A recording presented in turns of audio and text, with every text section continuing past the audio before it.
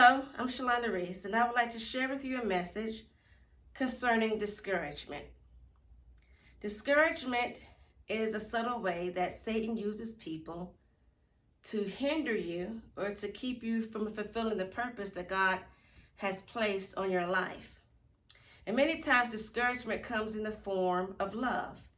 And that means that the most discouragement that the average person will get will most likely come from loved ones, from family members, husband, wives, parents, sister, or brother. Let's just say, for instance, you want to try out for the basketball team, and you tell your family members, and someone without thinking may say, well, you're not tall enough, or you never played a day in your life, or how do you know you're going to make it? Little things like that, that even though they may not mean any harm, they don't consider the impact that it may have on your self-esteem. And so the next thing you know, you're feeling discouraged.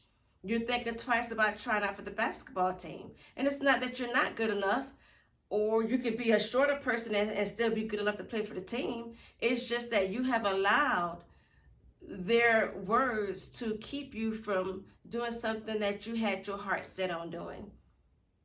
And that's how Satan operates in us. He uses discouragement to keep us from going forward. And then the next thing you know, you're feeling a form of fear, where at one point you felt confidence and energy and motivation. Now the next thing you know, you're feeling discouragement and fear simply because of the words of someone else. The thing is this with discouragement. Sometimes you have to encourage yourself. It says that in the Bible, encourage yourself in the Lord. You cannot rely on people to encourage you. Many people will not encourage you. And sometimes you will have to encourage yourself. You will have to find the intrinsic motivation to go forward and do what your heart is set on doing. Now, many times family may think they know you best, and they think that they should be able to have some input in how your life turns out or what your life will be like, because they're very common and familiar with you. But here is the thing.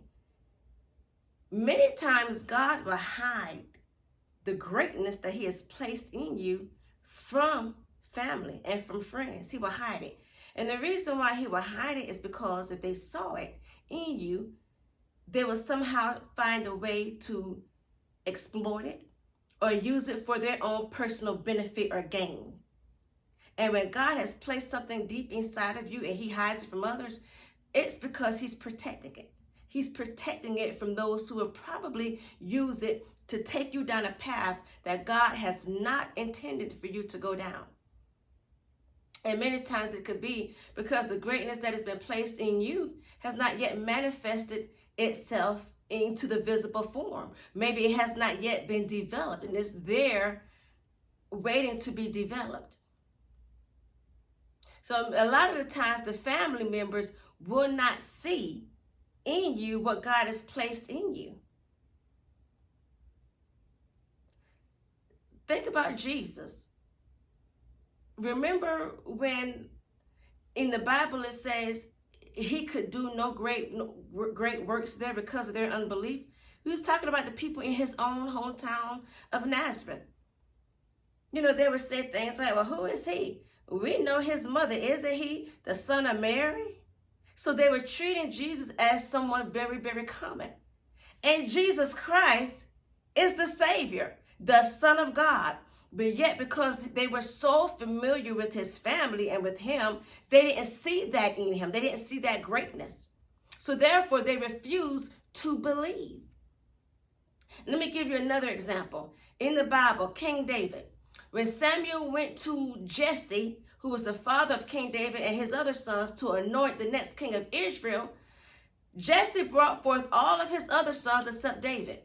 He lined them up in front of Samuel, and Samuel realized after going through each one that God did not call any of them to be the next king of Israel. So Samuel asked Jesse, he said, well, do you have another son?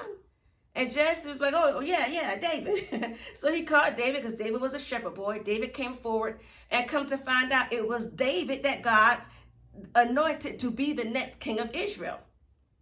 Now, as to why Jesse did not think to call David at first, I mean, it could be because maybe David was the youngest. I believe he was the youngest. Or maybe Jesse did not see what he thought were kingly qualities in David that he saw in his other sons. And that just proves that God does not see us the way man sees us. God does not see us the same way. People may look at this person and say, oh, that's the king right there. He could be king. But God could look at that person and say, no, that's not the king. God could look at the person that's a few seats down who no one would think twice about, who no one looks at and says, that's the king. So God does not see the way man sees. So therefore, if there is something deep inside of you that you know you are purposed to do, you do not let anyone, no matter how much you love them, whether it's husband, wife, mother, father, sister, brother, child, best friend, co-worker, let no one discourage you from your purpose. Because the purpose that we have in our lives are given by God, not by man. And therefore, when you stand before God, you're going to have to give an account as to why you did or did not fulfill purpose. You will not be able to point the finger at mama, daddy, sister, or brother. It will be you standing before God giving an account. And therefore, you must always remember that whatever God has purposed you to do, it is your job to get it done. Regardless of the naysayers, there will be naysayers. This is the life that we have. There will be negative Nancy's. There will be naysayers. There will be people who will be put in place just to keep you from going forward. There will always be obstacles in life, but you cannot let words of discouragement sit in your soul and keep you from fulfilling purpose. And many people have done that, and they grow old and they grow bitter. And many times that bitterness, they may lash out at people in the world, but really they're angry with themselves because they have allowed someone else to keep them from fulfilling purpose. Satan is very subtle, and he's very, very petty. And when people, hear about the devil, they only think the devil is into doing big, gruesome stuff. No, Satan works best. He operates best in the petty. And Satan is so petty that he will use a box of cereal and a jug of Kool-Aid if it would keep you on a couch watching TV and not fulfilling purpose. He will use something that looks innocent to keep you from fulfilling purpose if it will keep you from fulfilling purpose.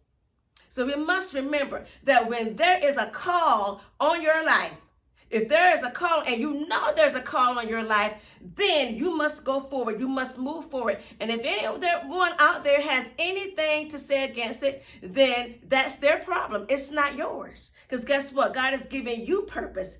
He's placed a purpose on you, not them. They have their own purpose. So it's their job to fulfill their own purpose. And if they were fulfilling their own purpose, they wouldn't have time to try to keep you from fulfilling yours. So I hope this message blesses someone out there that if you're struggling with discouragement, people discouraging you, or maybe things are just not working out, you must remember there are going to be obstacles in everything that we in try to take on. That's life. Okay? And we were born to win at life. Okay? So we must keep forward, keep going, and look to God, because if he's giving you the purpose, then he will make sure he has made a way for you to fulfill it. I hope you have a blessed day, and I'll see you next time.